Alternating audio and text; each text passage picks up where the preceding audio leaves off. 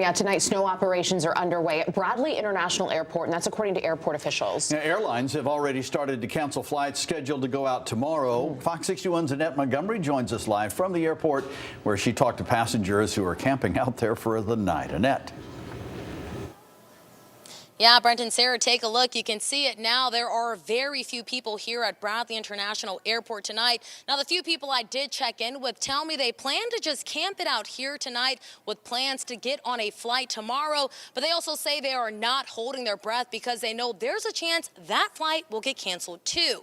Now, take a look from the flight board to the TSA lines. This is not the typical look and feel of Bradley International Airport, but the winter storm caused a complete cancellation this evening of all flights in and out. That's why Eliana Ojeda from Norwich tells me she has been trying to find a way out.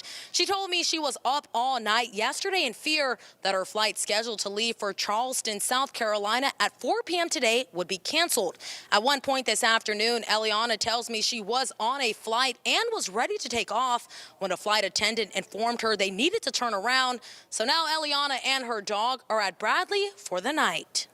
You know, I have a flight in at 8 a.m. and hopefully that stays. But I also have another flight booked. I booked 2 flights for tomorrow. We'll see which one holds up. And tonight is just hunker down. I have blankets, I have pillows, get comfy, and have snacks and maybe watch some movies.